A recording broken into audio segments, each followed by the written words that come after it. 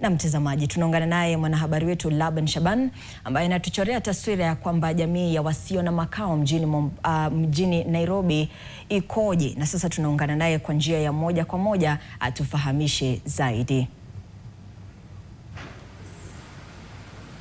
Naam, kama ulivyosema, kweli kabisa, tuko hapa jijini Nairobi kufuatilia swala ambalo ni pevu zaidi kuhusu hali ya maisha kuishi katika mitaa na jinsi pia watu wana makazi, lakini ukitafsiri kabisa unaona kweli hawaishi kwenye makazi.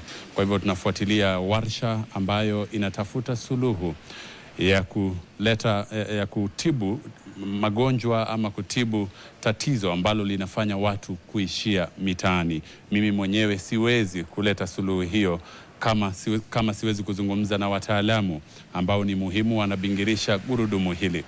Kabla ya kufika sasa hapa, warsha inaendelea humu ndani katika mkahawa huu, lakini kumekuwa na wabunaji sera, washikadau mbalimbali wakijadili swala hili.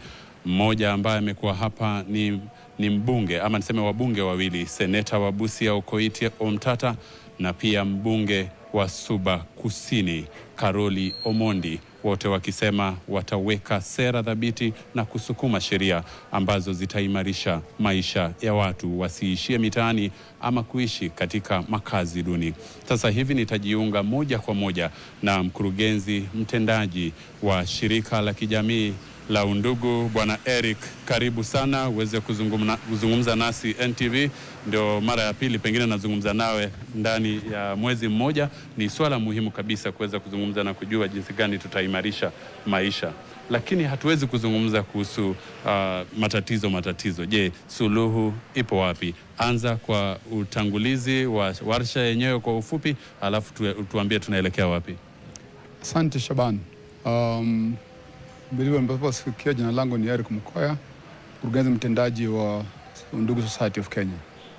Warsha ya leo inahusiana na sisi wa Kenya kuulizana, je, maisha ya uchochole ambapo watu wanakaa katika mitaa duni na mitaa ambayo haina huduma itafikia wapi? Na ni jambo gani tunaweza tukafanya, ama ni mikakati gani tunaweza tukaweka tukatimia ili kupunguza hili tatizo? So jambo la kwanza ni kupata takwimu kamili ya watu ambao wanaishi maisha ya uchochole na ambao wanakaa katika mitaa duni, ambalo ni jambo muhimu sana, na nchi hii haina takwimu kamili. Yaani nchi hii inakuwa na takwimu ya mwaka 2018 katika mwaka 2026. Miaka 8 baadaye hatuna takwimu kamili, na hiyo inamaanisha kwamba mikakati tulio nayo basi haiambatani na tatizo ambalo tunafaa kulitatua.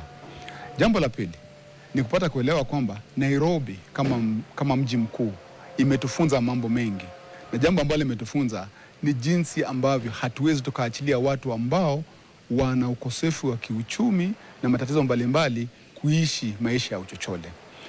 Kwa vile tuna ugatuzi, na katika ugatuzi kuna miji ambayo inakuja, ikiwa ni jinsi gani tutafanya ili miji hiyo isipitie experience ya Nairobi.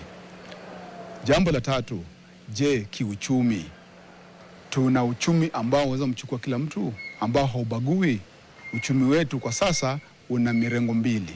Mrengo wa kwanza ni wale wa juu walio nao zaidi na wale wa chini ambao wamekosa zaidi, kiasi kwamba watu wengi hawana hata hela ya kutosha ili inaweza kujinadi kununua chakula.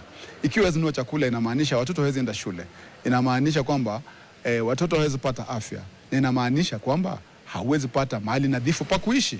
So itamaanisha wewe utatafuta mitaa mabanda, ile ambayo ina ukosefu mwingi, ukosefu wa maji, ukosefu wa choo na mambo kama yale, na ilhali katiba inasema kwamba kila mtu ana haki, na ni haki ya kuishi vyema na maadili ama na uadilifu unaofaa. Haki ya hadhi ni muhimu sana. Bwana Eric, kwa sekunde 30, ipo suluhu, na pengine inaweza kuchukua miaka mingapi kuweza kutatua matatizo haya, hata kwa kiwango kidogo, kwa sekunde 30? Suluhu kubwa ni kukubali kwamba kwa vile hili tatizo ni la mirengo tofauti, watu ambao ambao ni experts katika mirengo tofauti ama sekta tofauti waje pamoja, waweke mikakati yao katika meza moja ili tushirikiane kutatua tatizo, kwa vile halijaanza leo. Ile tatizo lina miaka zaidi ya 60 tangu Kenya ijikomboe kupata uhuru. Inshallah, asante sana. Anaitwa Mukoya Eric, Semi Eric Mukoya, na anafuatilia kwa karibu kabisa, ni mkurugenzi mtendaji wa shirika la kijamii la Undugu. Baadaye pia tutaweza kuzungumza na watu ambao wameishi mitaani lakini wakaokolewa. Hatuwezi kuzungumza sasa hivi, naona muda umekwisha, lakini kwa sababu tutafuatilia taarifa hii kufikia saa 1 na saa 3 pia tutaweza kuleta kwa kina na utendeti. Kwa sasa kwako Ruga Ival. Naam, asante sana.